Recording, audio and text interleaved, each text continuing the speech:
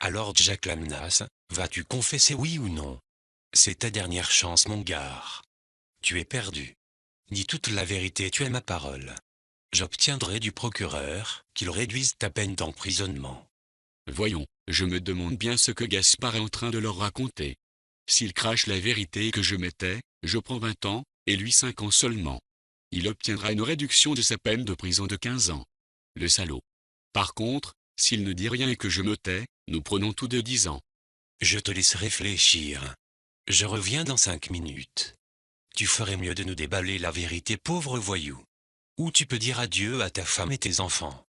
Attendez. Supposons que je confesse. C'est juste une hypothèse. Que va-t-il se passer si Gaspard confesse aussi? Si vous confessez tous les deux, vous aurez une réduction de votre peine de 5 ans seulement. Mais souviens-toi Jack. Gaspard ton partenaire est un dur. Il peut te trahir. Et d'ailleurs je crois qu'il l'a déjà fait. Non, c'est impossible. Gaspard est comme ma propre chair. Il ne trahira jamais. Réfléchis un peu Jack. L'être humain est capable de tout, pour sauver sa propre vie. C'est vrai. C'est possible. Gaspard peut me trahir. Il a déjà essayé. Il ne paie rien pour attendre. C'est un vrai dilemme. Le dilemme du prisonnier. Gaspard, Jack va nous cracher le morceau. Alors, vas-y et déballe tout avant lui. Je sais que vous bluffez. Jacques est mon frère. Et nous n'avons rien fait. Je ne dirai rien. Réfléchis un peu Gaspard. Tu risques 20 ans de prison. Mais si tu confesses, ta peine sera réduite. De combien? Cela dépend de ce que fera Jack. Si tu confesses, et que Jack se tait, ta peine est réduite de 15 ans. Et au bout de 5 ans seulement tu es libre. Tu iras vivre heureux avec ta pauvre femme. Mais si Jack confesse, tous les deux vous obtiendrez une réduction de 5 ans, de votre peine d'emprisonnement.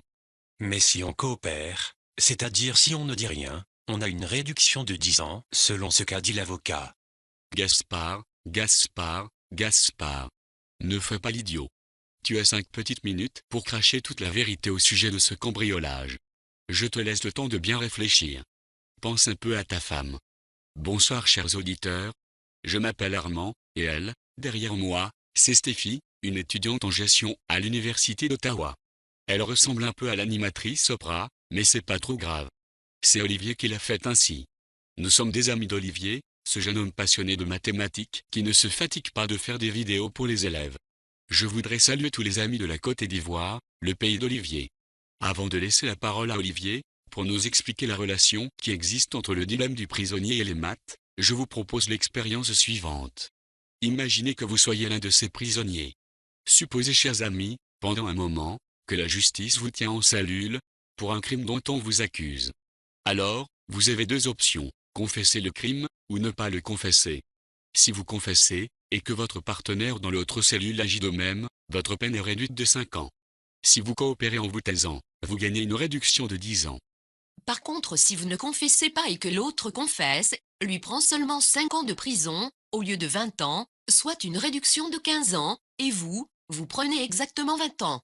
Maintenant voici la question que nous voulons résoudre ici. Les prisonniers doivent-ils confesser ou trahir?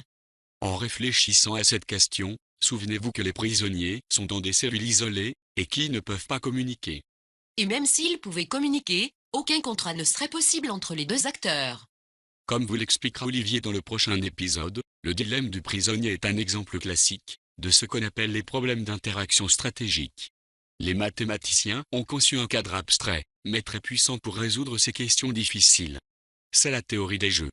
La théorie des jeux a des applications en économie, en politique, en psychologie, en sociologie, en management, en diplomatie, en situation de guerre, et en fait partout où des décisions complexes doivent être prises. La liste des applications de la théorie des jeux est longue. Cette théorie mathématique trouve même des applications au football. Exemple, c'est la finale de la Coupe du Monde. Il y a un penalty pour l'équipe de France contre l'équipe de la Côte d'Ivoire.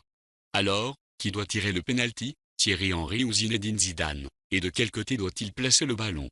Ces décisions sont très difficiles, car elles résultent toutes d'un mécanisme très complexe, où chaque acteur doit décider sur la base des stratégies potentielles de tous les autres acteurs.